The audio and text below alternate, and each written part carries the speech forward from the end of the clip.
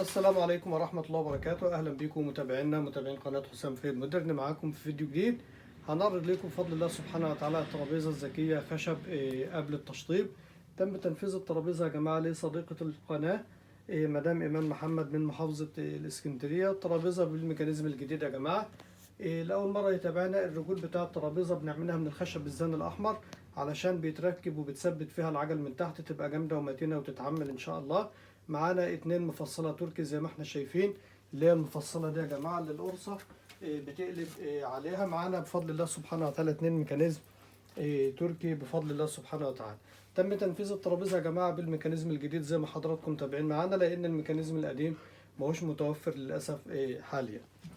الترابيزة العلبة دي من تحت كده يا جماعة خشب كونتر 18 مللي عشان يتثبت فيها الميكانيزم تبقى جامدة. القرصتين دول أبلكاش سي، الكبس من الداخل سواد.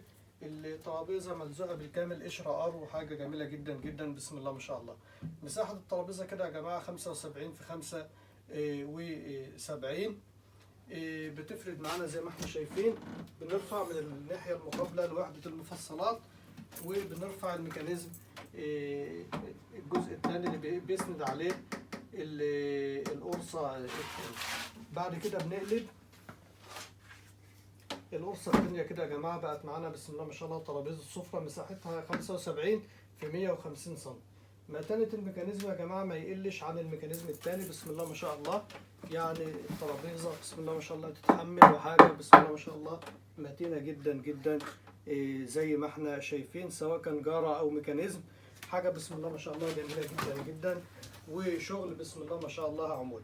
الميكانيزم ده كمان فيه ميزة يا جماعة، في خزنة باكن من تحت، وفي ميزة كمان ان في هنا زرار من تحت بنقفل بيه الميكانيزم ما يتحركش ابدا.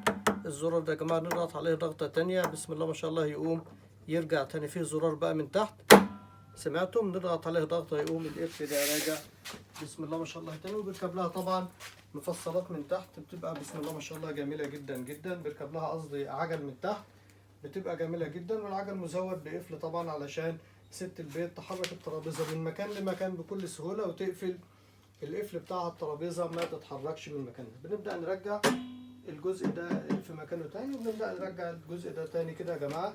فيه طبعا خزنة باكن بسم الله ما شاء الله، خزنتين بيرجع لوحده بسم الله ما شاء الله زي ما احنا شايفين. ان شاء الله يتم تشطيب الترابيزة على حسب اللون اللي مدام ايمان طلبته مننا ان شاء الله سبحانه وتعالى. في نهاية الفيديو بنشكر حضراتكم على حسن المتابعة. بنقول لكم لأول مرة يشاهدنا إذا عجبوا الفيديو يضغط إعجاب، ما تنسوش تتابعونا وتشتركوا معنا في القناة وتفعلوا زر الجرس علشان يوصلكم كل جديد إن شاء الله بننشره. اللي حابب يستفسر عن منتجاتنا وأسعارنا، الرقم متثبت على الشريط أسفل الفيديو، كمان رقم التليفون موجود تحت في وصف الفيديو. للي أول مرة يشاهدنا بفضل الله سبحانه وتعالى متخصصين في مجال الأثاث المودرن والأثاث الموفر للمساحة والكنب السرير والركن.